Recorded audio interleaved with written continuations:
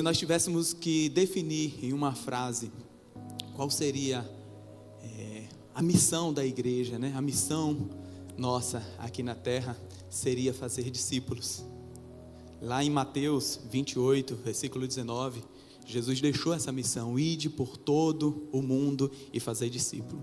A gente pode ver que Jesus, enquanto estava aqui na terra, ele deu alimento aos famintos, ele curou, ele fez milagres, mas ele fez algo extraordinário, com 12 homens extraordinariamente comum, não tinha ninguém especial ali, era tudo igual a gente, tudo com defeito, tudo com falha, tudo com problema, mas ele fez algo que revolucionou a história, algo que atingiu as nossas vidas até hoje. Ele fez discípulos dele, e esses discípulos ficaram com a missão também de fazer novos discípulos, e isso continua até hoje, comigo e com você. Nós temos esse chamado, nós temos essa missão: fazer discípulos na nossa casa, fazer discípulo no nosso trabalho, fazer discípulo aqui na igreja, fazer discípulo por onde quer que nós estejamos. E uma coisa que tem me chamado a atenção, falando por mim, né? E eu espero que você faça essa reflexão: o que é que eu estou fazendo com essa missão? Eu tenho atraído pessoas para perto de mim, para dizer: eu quero ser parecido com você, você parece com alguém diferente que eu não conheço, a ponto de eu dizer: é Jesus? É algo para refletirmos dia após dia. O foco de Jesus foi fazer discípulos saudáveis aqui na terra, né? Como igreja nós também temos isso. E como nós podemos identificar um verdadeiro discípulo de Jesus? A resposta para isso seria no nosso relacionamento. O nosso relacionamento, ele revela quem nós somos. Os nossos relacionamentos, ele revela a quem nós estamos comunicando, a quem nós estamos pregando através das nossas vidas. Tem uma frase que é algo que eu acredito que todo mundo já falou, todo mundo já ouviu falar, que diz: antes só do que mal acompanhado. Quem já falou isso? Vamos ser bem sinceros. Já falei várias vezes: antes só do que mal acompanhado. Porque dá um trabalho terrível andar com alguém com a má companhia. Andar com alguém que você está andando e ele está te puxando para trás. Ele está atrapalhando a sua vida. Ele está ali reclamando. Ele está ali, parece que joga no time contra. Só que existe um erro nessa frase, podemos dizer assim. Porque sozinho não há transformação. Se nós andamos sozinhos, nós não transformamos vidas. Se nós andamos sozinhos, nós não somos transformados, porque é uma via de mão dupla. Não existe ninguém completo que não precise de uma ajuda, que não precise de melhorar. E nós somos esse canal, para ser canal de transformação deste mundo. Nós estamos num mundo contaminado, num mundo dominado pelo mal. A Bíblia diz que o mundo jaz no maligno. Mas nós somos os agentes de transformação usados por Deus para causar uma mudança na vida dos outros. Então, eu olho assim para Cristo e vejo que Ele estava ali muito mal acompanhado. Ele estava rodeado de ladrões, de pessoas gananciosas, de prostitutas, de avarentos, de mercenários, pessoas falsas. Eu acho que Jesus estava a pessoa mais mal acompanhada que já pôde existir. Só que ele fez algo que ele nos ensina a fazer também: é não se contaminar. Como é que nós não nos contaminamos? Andando num mundo mau, convivendo com pessoas más, convivendo com pessoas que estão ali a todo tempo querendo trazer o mundo para nossas vidas, tendo uma vida de santificação. Tendo uma vida como Cristo fez, uma vida de santidade, buscando um relacionamento com o Pai. Essa é a fé cristã, é uma fé relacional, não é uma fé isolada. Seria muito fácil, eu digo que a salvação é a parte mais fácil do cristianismo. Porque você reconhece o Senhor como seu Senhor e Salvador, é de graça, foi pago um preço, a gente não precisa fazer mais nada. É só reconhecer a Ele como nosso Senhor, como nosso Salvador. O desafio é fazer discípulos. E se fosse só para nós sermos salvos, o Senhor já tinha nos levado. Senhor, eu te aceito como meu único Senhor e Salvador. virou uma estrelinha, foi embora, foi para o céu.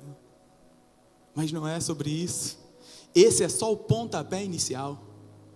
Esse é só o primeiro passo. Senhor, eu agora faço parte do seu time. Eu agora me encaixo nessa missão. Eu vou ganhar a minha família, eu vou ganhar o meu amigo, eu vou ganhar aquele que eu ainda não conheço, aquele que era meu inimigo. Eu vou lá, vou pedir perdão, vou me reconciliar. Eu vou fazer discípulo. E essa série, ao longo dessa série, nós vamos mergulhar em cada nível de relacionamento das nossas vidas para entender como um discípulo de Jesus vive. Nós vimos com a pastora Tati domingo, que no relacionamento com Deus, ele vive uma vida de rendição, uma vida de entrega. E hoje nós vamos ver que no relacionamento com o mundo, o discípulo de Jesus, ele vive uma vida de santidade. Olha aí para o seu irmão, diga: você é um discípulo de Jesus e você vive uma vida em santidade. Ele disse amém? Amém, glória a Deus. E nós demos início nessa série com Romanos 12:1. E nós vamos hoje nos debruçar em Romanos 12:2. E hoje todo mundo vai sair daqui aprendendo, quem não sabe ainda o que está escrito em Romanos 12:2, porque a gente vai falar, até que, se acabar o culto, alguém perguntar para você, você não souber, você vai repetir essa matéria. Romanos 12:2, ele diz assim: não vivam conforme os padrões deste mundo, mas deixem que Deus os transforme pela renovação da mente, para que possam experimentar qual a boa, agradável e perfeita vontade de Deus. Feche seus olhos. Paizinho, nós te bendizemos, Deus. Nós te agradecemos por essa palavra, Pai. Nós te agradecemos, Senhor, porque nós sabemos que a Tua vontade para nossas vidas, Senhor, ela é boa, agradável e perfeita. E nós entregamos a Ti o nosso coração nesta noite, pedindo a Ti, nos ministra, Senhor. Nos ajuda a ser um discípulo igual ao Teu Filho Jesus, ó Pai. Que nós possamos sair daqui transformados, ó Deus, edificados através da Tua palavra, em nome de Jesus. Amém? Aleluia. Queridos, essa palavra, esse versículo, ele é muito pequeno e muito profundo. E às vezes a gente não se deixa entender em tantas preciosidades que nós temos na Bíblia, em cada tesouro que o Senhor deixou para nós nesse livro. E esse é um deles. Quão profundo é? Ele diz aqui, no final, que nós possamos experimentar qual a boa, agradável e perfeita vontade de Deus. E isso é fato, todos nós queremos desfrutar do melhor de Deus em nossas vidas. Quem não quer desfrutar da bondade de Deus? Quem não quer desfrutar dos benefícios que Deus tem projetado para nossas vidas? Só que isso é um dos motivos de tantas doutrinas distorcidas. Porque por vezes nós ouvimos falar que Deus é o Deus que vai fazer na sua vida, que Deus é o Deus que vai te dar, que Deus é o Deus que vai te abençoar, que Deus é o Deus que vai te fazer crescer, venha que você vai prosperar, venha que você vai mudar de vida. Sim, existe uma promessa para nossas vidas baseada na palavra, que nós vamos sim ser abençoados. É fato isso, é bíblico, mas existe também a parte que diz que nós não vamos estar livres de desafios. Nós não vamos estar livres de problema, nós não vamos estar em uma bolha, nós vamos estar vivendo neste mundo. O mundo que tenta nos chamar, o mundo que tenta nos ganhar, o mundo que tenta nos atrair, que tenta roubar o nosso tempo, que tenta roubar a nossa atenção, que tenta roubar o nosso propósito. E o discípulo de Jesus, ele tem que viver em santidade, porque é esse mundo que ele vai viver. Sabe quando é que os nossos problemas acabam? Sabe quando é que nós vamos viver uma vida sem problema, cheia de toda a bondade? Quando nós formos promovidos ao céu. Isso sim, ali não vai ter mais problema. Apocalipse diz isso. Eu acho que esse texto não vai estar aí, mas ele diz, Apocalipse 21:4, ele enxugará os seus olhos, toda lágrima, não haverá mais morte, nem tristeza, nem choro, nem dor, pois a antiga ordem já passou. Enquanto nós estivermos aqui, nós estamos em uma batalha. Nós estamos brigando a nossa carne contra o nosso espírito. E eu creio que essa boa, perfeita e agradável vontade do Senhor, ele sempre foi o propósito de Deus para nossas vidas. É o desejo do coração de Deus que nós sejamos abençoados, que nós venhamos desfrutar essa boa, agradável e perfeita vontade dele. Eu creio que isso é desde o jardim, quando o Senhor colocou Adão ali e disse: vai, dá nome aí aos bichos, organiza essas coisas, vamos desfrutar. Mas o diabo, ele veio para roubar, matar e destruir. Esse é o plano dele também desde a criação. E ele não brinca, ele tenta nos enganar, tenta nos trapacear, para que nós não recebamos aquilo que Deus tem para nossas vidas. E o detalhe é que ele tem conseguido impedir que nós tenhamos acesso à bondade de Deus. Ele tem conseguido impedir que nós venhamos viver como um discípulo de Jesus. Eu estava conversando com um amigo pastor ontem, foi fazer um serviço para mim, e a gente conversando, e quase que não sai o serviço, tanta gente conversar, tanto ele falar, e dá gosto de ouvir ele falar de Jesus, dá gosto de ouvir ele falar de Deus. E é uma verdade, nós às vezes somos roubados por situações que aparentam ser boas. Nossa, mas isso é bom, isso vai me dar condição de comprar um carro, isso vai me dar condição de trocar minha casa, isso vai me dar condição de reformar isso, de fazer aquilo, mas às vezes não são situações colocadas por Deus para nossas vidas, são situações roubadas pelo nosso próprio interesse e nos coloca em situações que não são oportunidades para nossas vidas. São sim situações colocadas para que venham nos roubar do lugar de onde Deus tem para nós. E o sistema deste mundo, ele age, ele trabalha com muita energia para nos roubar dessa vida de santidade.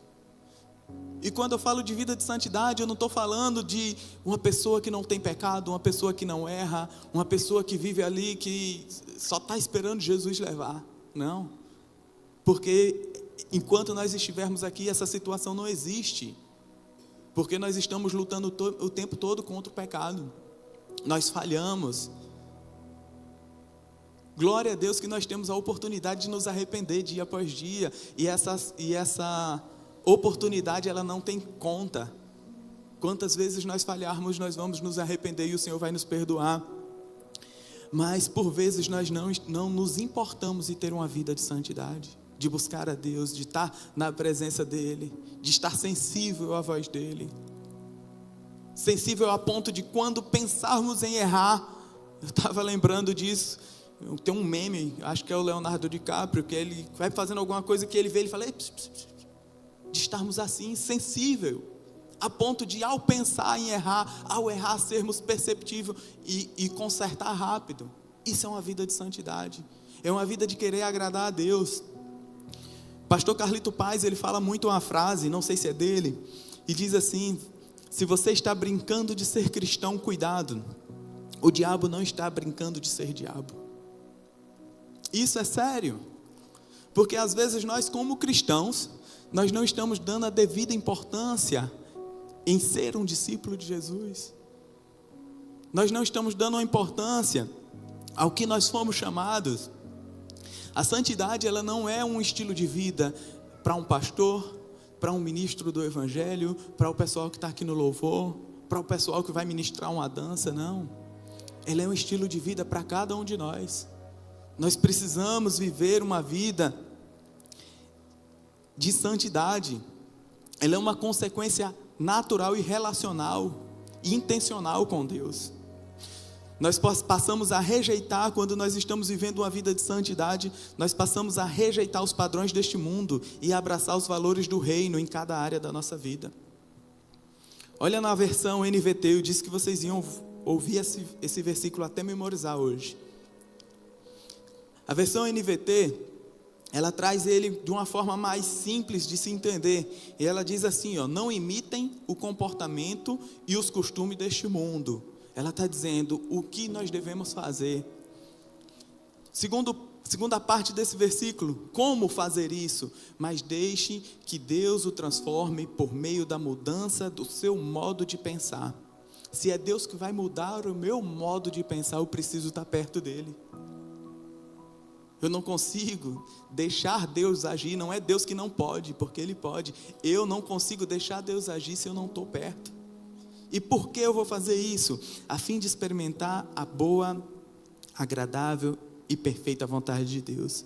Se eu consigo não imitar o comportamento do mundo, se eu consigo deixar que Deus me transforme através da mudança do meu modo de pensar e desfrutar a boa, agradável e perfeita, eu já estou vivendo o céu na terra, porque eu já estou vivendo a vontade de Deus. Eu já estou vivendo essa vontade. Mas por que é que muitos cristãos não estão desfrutando isso? E quando eu falo muitos cristãos, eu me incluo, eu te incluo nesse grupo. Porque nós estamos vivendo um discipulado que não é o discipulado que Cristo quer para nossas vidas. Por vezes nós estamos dando pouca importância a essa vida de santidade. Sabe qual é o discipulado hoje que muitas das pessoas estão vivendo? O discipulado do IBGE. Um discipulado que serve para somar, para fazer conta. Existem tantos milhões de evangélicos, tantos milhões de cristãos. Mas não é um discipulado de Jesus. São pessoas que decidiram acreditar em Jesus, mas não decidiram de fato segui-lo. O pastor Saulo, ele ministrou, acho que foi no último culto que nós tivemos aqui do ano, sobre Mateus, sobre a semente, né? A semente que caiu em um solo raso e rapidinho secou. E alguns recebem essa palavra, né? O texto diz com alegria, mas permite que suas sementes sejam rapidamente removidas do seu coração. Não abre espaço para que ela crie raiz, não abre espaço para que ela gere fruto. Esse é um discípulo sem raiz. Não é um discípulo de Jesus. Ele não decidiu, ele acredita. Ele entende que o Senhor é Salvador, mas ele ainda não entendeu que ele precisa se tornar um discípulo, reproduzir as suas obras. Outro exemplo podemos tirar do jovem rico. O jovem rico é o cara que tinha tudo para ser um discípulo de Jesus. Ele era religioso, seguia a palavra, tinha um bom testemunho, mas ele disse: eu não posso, porque tem coisas desse mundo que me prendem, não dá para eu largar tudo para te seguir. E por vezes nós estamos nessas duas situações, ou nos prendendo com coisas deste mundo, que nós damos um passo em direção a Jesus e o mundo puxa 3, 4 passos para trás em direção a Ele, ou estamos rasos como essa semente. Olha o que o escritor de Hebreus, ele nos orienta a esse respeito, onde ele nos lembra a rebeldia do povo de Israel, onde ele nos leva a entender que existe um caminho de honestidade, de autoexame. Lá em Hebreus, capítulo 3, versículo 7 e 8 em diante, ele nos chama a entender e reforçar o nosso papel de comunidade na formação de um discípulo extraordinário. E ele diz assim: hoje, se ouvirem a voz, não endureçam seu coração, como fizeram na rebelião quando me puseram à prova no deserto. Pois, irmãos, cuidem para que nenhum de vocês tenha um coração perverso e incrédulo, que os desvie do Deus vivo. Advirtam uns aos outros todos os dias, enquanto ainda é hoje, para que nenhum de vocês seja enganado pelo pecado e fique endurecido. O escritor de Hebreus aqui, ele fala da importância do que é isso como igreja. Ele fala da importância de termos nosso coração, sim, quebrantado diante do Senhor, mas ele fala: advirtam uns aos outros, todos os dias, enquanto ainda é hoje, para que nenhum de vocês sejam enganados pelo pecado. Ele fala sobre comunidade, ele estava falando assim: vão para a conexão. Na conexão vocês vão ter comunhão, vocês vão ter fortalecimento, vocês vão orar um pelos outros. Ore em casa. Quando eu colocar no seu coração, que aquele irmãozinho no seu coração, liga para ele, ore por ele. Ele fala de comunhão, ele fala de estar com o coração quebrantado. Uma das questões mais importantes da vida cristã é como obter melhor Deus nas nossas, como podemos obter o melhor de Deus nas nossas vidas. E isso é através de uma comunhão, é através de um relacionamento com Deus, um relacionamento com nossos irmãos, um relacionamento íntimo e verdadeiro que nos leve à santificação. Romanos 12, 2, nós vamos meditar e entender como o discípulo de Cristo, ele vive de maneira separada do mundo, sem perder o propósito dele nesse mundo. Logo quando eu cheguei nessa casa, há quase 20 anos, eu e outro amigo que tinha chegado na igreja também, e a gente olhou para uma parede que tinha um quadro de avisos. E aí ele falou: cara, vamos falar com o pessoal para botar um quadro de cartõezinhos aqui, para a gente colocar os cartões do nosso trabalho, e o irmão vai colocar também o cartão dele, e de repente daqui a pouco está todo mundo se relacionando aqui, está todo mundo abençoando um ao outro. E eu gostei da ideia, e eu fui passar essa ideia adiante, né? E eu fui conversar com a pessoa que me liderava, e quando eu falei para ele, ele me deu uma resposta bastante interessante, que alguém já tinha dado para ele nessa igreja. Ele disse: ó, se a gente começar a se relacionar só com Nelson, só com Mozart, só com James, só com Ramon, só com Adriano, como é que a gente vai ganhar aquele que está lá fora? A gente não pode viver numa bolha, não. A gente tem que estar nesse mundo, sim, sem se contaminar com o mundo, mas levando uma transformação através do nosso testemunho, através da nossa vida, através do discipulado de Jesus, através das nossas vidas. Que as pessoas entendam que nós somos, sim, santos, santificados, não pelo nosso esforço, não pelas nossas obras, mas porque nós estamos vivendo a graça e sendo discípulo daquele que nos resgatou. Amém, queridos? Temos discípulos de Cristo aqui? Amém. Então vamos aprender hoje. Para viver plenamente uma vida de santidade, nós precisamos entender alguns pontos. E o primeiro dele é: seja fiel a Deus e rejeite as ofertas de Satanás. O mundo, ele nos convida todos os dias. Ele está o tempo todo nos ofertando. E nós precisamos, sim, ser fiel a Deus. Para ser fiel a Ele, nós precisamos estar também resistente às oportunidades, às ofertas que não são de Deus. Primeira parte de Romanos: não viviam conforme o padrão deste mundo. Nós vivemos em um mundo onde tudo é relativo. Tudo é aceitável, tudo é liberal. E por vezes nós, discípulos de Jesus, estamos nos encaixando nessa liberalidade, nos encaixando nesse padrão. Começamos a achar normal. É normal uma mentirinha, mas foi por uma boa causa, mas não deixou de ser uma mentira, e não tem tamanho. Achamos normal que um relacionamento possa estar no nosso convívio, um relacionamento que não é de acordo com a palavra, não é de acordo com o que Deus criou, homem e mulher. E nós sim precisamos respeitar o outro, respeitar o pecador, respeitar aquele que ainda não está à luz da palavra, porque a palavra não chegou até ele. O transformado não foi ele. A pessoa que estendeu a mão e recebeu a graça não foi ele. Nós precisamos sim respeitar, nós precisamos amar, nós precisamos cuidar, nós precisamos tratar bem, mas nós não podemos nos conformar com o padrão deste mundo. Nós não podemos aceitar esse padrão. Se nós fizermos uma analogia de relacionamento com Deus, com o nosso relacionamento conjugal, com o nosso casamento, no nosso relacionamento, quando nós encontramos a outra pessoa, ela é totalmente diferente, às vezes até parecido, mas ela tem defeitos,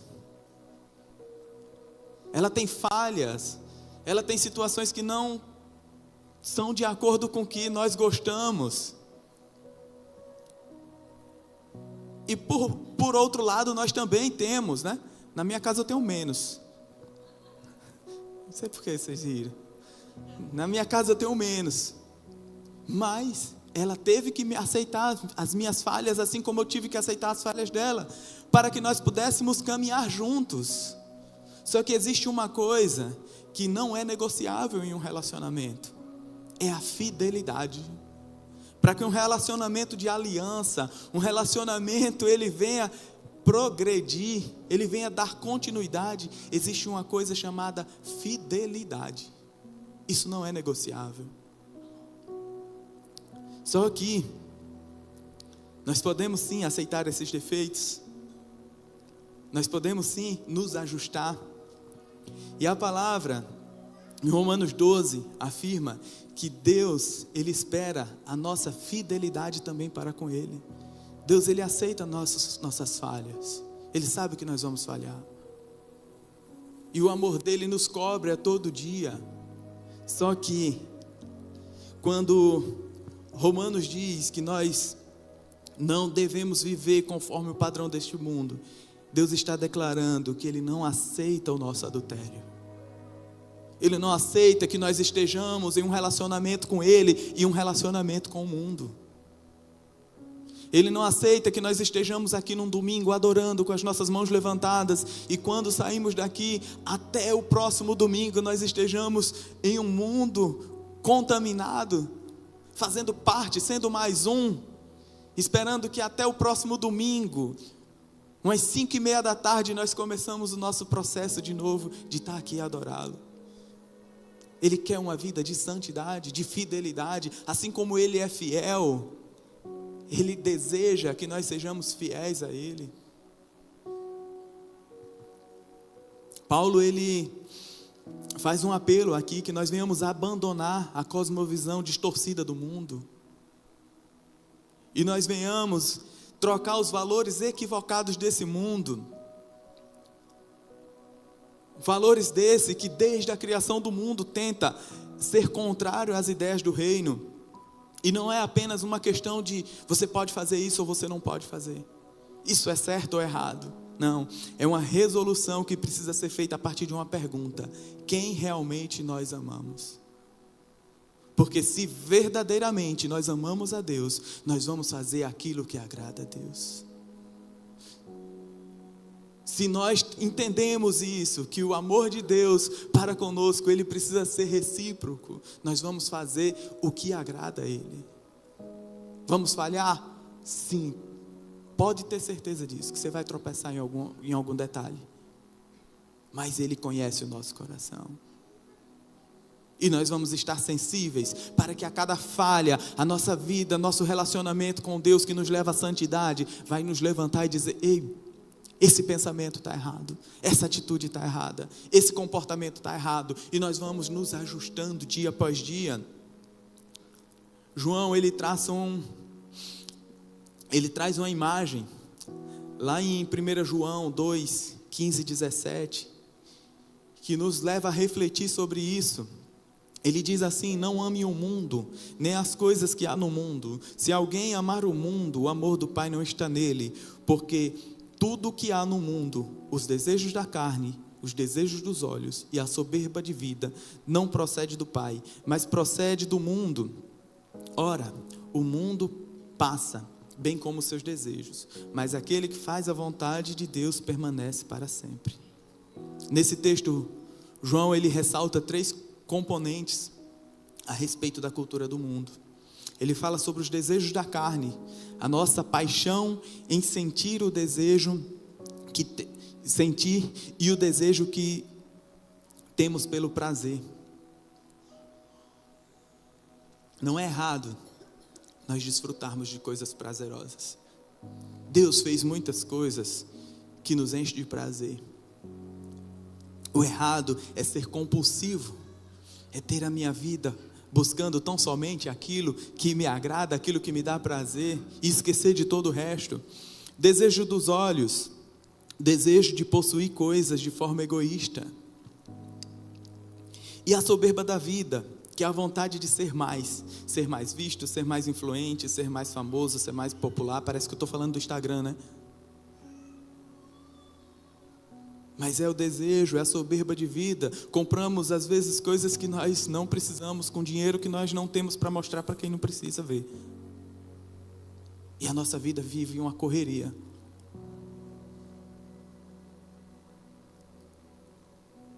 Nós vivemos diante de uma situação que a Bíblia diz que o diabo veio para roubar, matar e destruir. E dentro desse contexto, nós somos roubados no nosso tempo.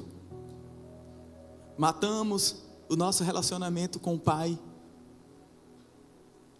E destruímos os propósitos dele para nossas vidas. Não mudou nada. O que muda é só a ferramenta, o que muda é só a estratégia. Eu estava nesse final de ano, acho que todo mundo aqui sabe que o prêmio da Mega Sena foi algo surreal. 1,09 bilhão. E eu sou muito de conta, né? E eu falei, cara, é muito dinheiro. Uma aplicação simples eu vou precisar gastar R$3.000 por hora. E quando chegar no final do mês, os juros vai dar o mesmo valor que eu tinha no início do mês. É muita coisa.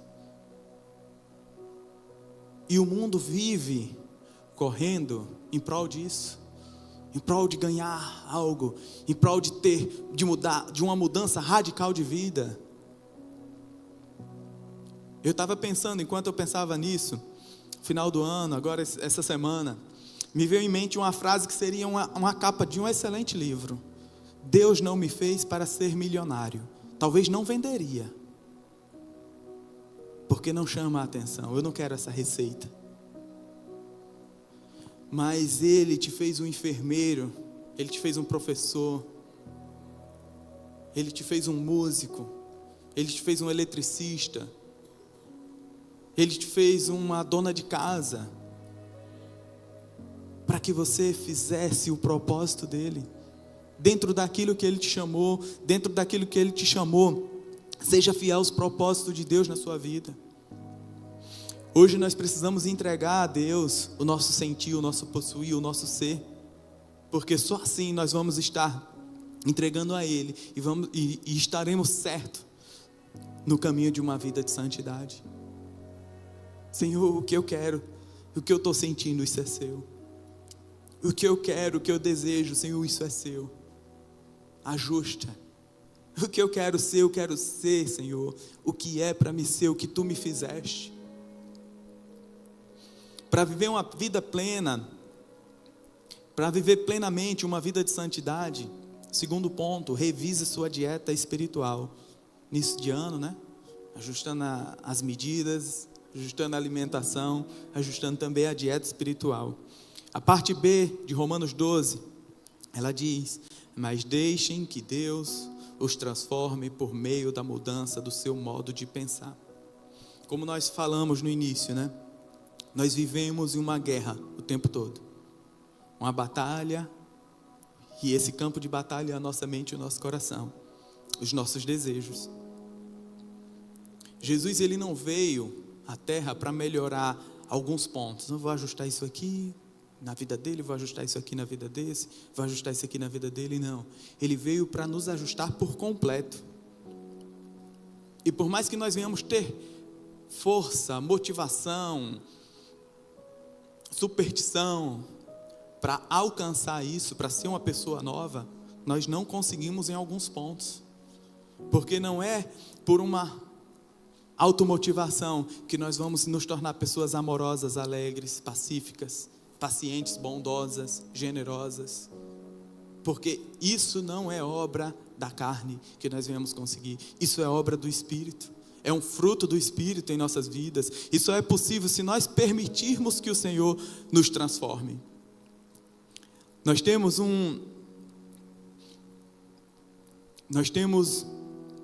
a necessidade de fazer a nossa parte. A palavra diz, né? O versículo diz: mas deixe que Deus transforme por meio da mudança do seu modo de pensar. É Deus que transforma, sim, mas nós temos a nossa parte nessa obra. Nós precisamos buscar mais. Nós precisamos nos dedicar mais a essa palavra. Hoje nós temos um vilão, tá? O meu vilão está com minha esposa, que é um bendito smartphone, que como é bom essa tecnologia. Tudo nós resolvemos nele. Tudo fica prático. Você conversa com a pessoa do outro lado do mundo, rápido. Você manda um arquivo para outra pessoa. Você se informa, você se inteira, você tem conhecimento de tudo, você sabe o que está acontecendo, você sabe a velocidade do vento. Outro dia eu fui fazer um serviço, dei uma olhada, não dá para fazer o serviço, cancela. Por quê? Porque o vento vai estar 40 metros por hora daqui a pouco. Não dá para a gente fazer. É ótimo, excelente, mas ao mesmo tempo nos rouba tanto. Nós trocamos horas preciosas com a palavra, nós trocamos horas preciosas de relacionamento com o Senhor por horas pobres em subir um feed, em olhar coisas que nos distraem a todo tempo. Esses dias eu tirei o Instagram do meu telefone, agora eu acho que eu estou precisando tirar o YouTube, e daqui a pouco eu acho que eu vou ter que estar com lanterninha, porque coisa para prender a nossa mente. E não existe problema em reconhecer que está falho nisso, o problema está em persistir. O problema é deixarmos ser roubados esse tempo todo. E o Senhor, Ele é Ele quem realiza o milagre, a transformação. Mas a Bíblia, ela nos orienta por onde começar. Olha lá em Colossenses 3, 1 e 2. Portanto, já que vocês ressuscitaram com Cristo, procurem as coisas que são do alto, onde Cristo está assentado à direita de Deus. Mantenham o pensamento nas coisas do alto e não nas coisas terrenas. Nós só vamos conseguir resistir às mentiras de Satanás se a nossa mente estiver revestida do amor e da palavra de Deus. Nós só vamos conseguir vencer os nossos desafios se a nossa mente estiver revestida do amor e da palavra de Deus. E isso não é um passe de mágica. Isso é um processo, não acontece da noite para o dia. É um processo, e esse processo envolve, lá em Colossenses nós vimos, mantenha o pensamento nas coisas do alto e não nas coisas terrenas. Um reforço contínuo de perspectiva. Nós precisamos estar buscando a nossa mente, sim. Nossa, eu estou viajando muito na maionese com isso. Eu preciso colocar na minha vida as coisas do alto. Está difícil? Vou botar uma palavra, vou assistir uma palavra no YouTube. Vou acordar, vou meditar, vou colocar uma música, eu vou encher a minha mente com as coisas do alto. Teve um tempo atrás que eu não estava conseguindo dormir, ansioso com as coisas do mercado financeiro, porque o Brasil estava mal, parece que é hoje. O Brasil estava mal, o financeiro do Brasil estava complicado, os juros estavam altos, e eu não conseguia dormir. Não era por conta disso, era porque o dia inteiro eu estava ouvindo uma rádio de jornal, e o jornal só falava isso, só falava isso, só falava isso, e ao invés de eu ouvir isso, eu tinha que estar ouvindo, era a palavra, eram as coisas que nos traz esperança. E a partir do momento que o Senhor me trouxe isso à tona, eu parei até de tomar calmante. Eu comecei a tomar outro calmante, um calmante que trazia paz que excede todo o entendimento. E é sobre isso. Outro ponto, nós precisamos persistir em meio a uma batalha. Olha o que 2 Coríntios 10, 4 e 5 nos ensina. As armas a qual nós lutamos não são humanas, pelo contrário, são poderosas em Deus para destruir fortaleza. Destruímos argumentos e toda pretensão que se levanta contra o conhecimento de Deus, e levamos cativo todo pensamento para torná-lo obediente a Cristo. A Bíblia fala aqui que nós vamos levar todo o pensamento para torná-lo obediente a Cristo. Isso quer dizer que os nossos pensamentos, eles não são obedientes em 100% a Cristo, não. Mas somos nós que vamos colocar cabrestos para direcioná-los. Somos nós que vamos guiá-lo. Vem um pensamento que não está de acordo com a vontade de Deus, eu preciso trocar ele. Eu vou trocar ele com a palavra, eu vou trocar ele com a oração, eu vou trocar ele com o que for necessário, mas eu não vou deixar que o mundo entre na minha mente. Pelo contrário, o que vai entrar na minha mente é o que está no projeto de Deus, nos planos de Deus para a minha vida. Outro ponto, render-se diariamente ao domínio de Cristo. Efésios 3, 16 e 17. Que Ele fortaleça no seu íntimo, no íntimo do seu ser, com poder, por meio do seu Espírito, para que Cristo habite no coração de vocês mediante a fé. Ou seja, a transformação, ele é um fruto de uma vida que se permite ser cheia de Deus todos os dias. Ou nós escolhemos ser cheios de Deus todos os dias, ou nós vamos nos encher do mundo, ou nós vamos nos amoldar ao padrão deste mundo.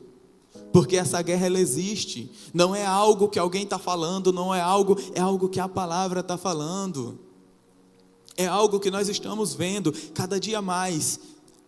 Nós estamos vendo pessoas que tiveram a base bíblica, que tiveram um lar cristão, deixando de servir a Cristo e servindo ao mundo, deixando de ser um discípulo de Cristo e sendo um usado por Satanás neste mundo. E por que isso acontece?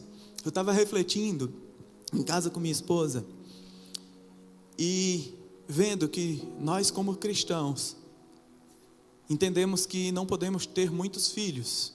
Por quê? Porque é difícil criar. Por quê? Porque nós estamos olhando para o padrão do mundo que diz que hoje está difícil criar filhos. Então já diminuiu a quantidade de cristãos por si só. Há um tempo atrás, você ia lá no irmãozinho, o irmãozinho tinha 5 filhos. Eu não estou dizendo que é para você ter 5 filhos não, tá? Se você quiser, então pega a unção e vai embora. Mas é algo que nós estamos nos amoldando. Só para fazer um paralelo, o islamismo, o padrão são 10 filhos doutrinados no Islã para servir a Allah. E não tem nem opção de não servir. Quando nós olhamos para nós cristãos, nós estamos tendo 1, 2 filhos, às vezes um gato, não tem nem filho, né? Vou ter um animal, não vejo isso na Bíblia. Não vejo não tem não. E cheio de cuidado, porque o meu filho, eu preciso me moldar, o que é que vai ser bom para ele? Não, o que vai ser bom para ele é a palavra. Porque eu preciso inculcar na mente dele essa palavra, para que quando ele envelheça, ele não esqueça dela. É o que a Bíblia diz. Mas nós deixamos esse papel, terceirizamos esse papel, deixamos que eles cresçam conforme o padrão que este mundo oferece, e estamos perdendo não só a nossa casa, os nossos filhos, mas estamos perdendo uma próxima geração. Voltando para o IBGE, eu não sei se vocês viram que não mudou muito nessa nova medição a quantidade de cristãos evangélicos que vinham crescendo. Talvez essa reflexão te faça entender o porquê. Mas terceiro ponto, para viver a plena vida de santidade, para viver plenamente uma vida de santidade, conheça e desfrute a vontade de Deus para a sua vida. E esse versículo de Romanos 12:2, ele termina dizendo: a fim que experimentem a boa, agradável e perfeita vontade de Deus para vocês. E esse processo, ele pode ser longo. As renúncias, elas podem ser dolorosas. Às vezes nós temos dificuldade, sofremos para abrir mão de algumas coisas, porque Deus está nos pedindo, porque isso às vezes está nos atrapalhando, porque às vezes isso está nos roubando do propósito maior que Deus tem para nossas vidas. Mas o fruto, ele não é apenas doce, mas também ele é eterno. Quando nós abrimos mão daquilo que está nos prendendo de viver o propósito de Deus, pode nos doer, pode ser difícil, mas existe uma recompensa eterna. E essa recompensa eterna, ela não é para ser vivida só lá na glória, não. Ela começa aqui nas nossas vidas, porque existem frutos que só quando nós temos uma vida de santidade com Deus que nós começamos a desfrutar. Viver separado dos valores do mundo é uma constante renovação de mente e tem como consequência natural conhecer e desfrutar a vontade de Deus. Vontade essa que nós aprendemos que ela é boa porque ela nos satisfaz.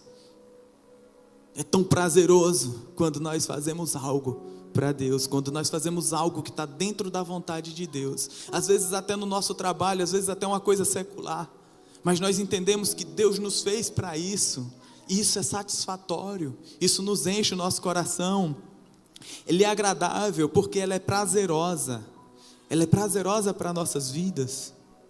E imagina como não é prazerosa para Deus dizer: ei, vou te abençoar. Você conseguiu alcançar essa bênção que eu tinha separado para você. Não dá para medir a alegria que deve ter no coração de Deus quando Ele se satisfaz também naquilo que nos satisfaz. E ela é perfeita, pois está de acordo com o seu coração. E quando nós estamos fazendo algo de acordo com o coração de Deus, isso pode elevar ao máximo o potencial do cumprimento do seu propósito nas nossas vidas. A nossa relação, a nossa recompensa por nos rendermos ao Senhor é desfrutar de uma vida mais conectada com Ele. E conectado com Ele, nós somos transformados por Sua palavra. E sendo transformados pela Sua palavra, nós podemos frutificar em todas as áreas das nossas vidas. Queria te convidar a ficar de pé. Nós não somos chamados para frutificar em apenas umas áreas das nossas vidas, mas em todas. Para finalizar, queridos, olha o que Cristo deixou como orientação, lá em João 8, versículo 31 e 32. Ele diz assim: se vocês permanecerem firmes na minha palavra, verdadeiramente vocês serão meus discípulos, e conhecerão a verdade, e a verdade vos libertará. Se vocês permanecerem firmes na minha palavra, verdadeiramente vocês serão meus discípulos, e conhecerão a verdade, e a verdade vos libertará. Se você quer ser livre, conheça profundamente essa palavra. Se dedique em conhecer essa palavra. Gaste horas debruçado nessa palavra. Se você quer permanecer firme, permaneça nessa palavra. Não é o que A disse, não é o que B disse, não é o que o mundo disse. É o que essa palavra, ela está dizendo para nossas vidas. Quando nós dizemos sim para Deus, naturalmente nós dizemos não para tudo aquilo que se opõe a Deus. Tudo aquilo que se opõe ao caminho do Senhor. Tudo aquilo que se opõe àquilo que Deus tem preparado para nossas vidas. Queria te convidar a fechar os seus olhos. Enquanto o louvor vai ministrar essa canção, queria que você se concentrasse aí, não abra os seus olhos. Não deixe que esse momento seja roubado. Mas que enquanto o louvor é ministrado, você converse aí com Deus. Você confesse a Deus aquilo que tem sido um obstáculo na sua vida para ser um discípulo de Jesus. Deus, Ele te chama hoje para ser parecido com Ele. Deus, Ele te chama nessa noite para caminhar com Ele, para se tornar um discípulo dEle, para receber características dEle no seu DNA, para transformar a sua mente, para renovar a sua mente. Abra o seu coração com Deus.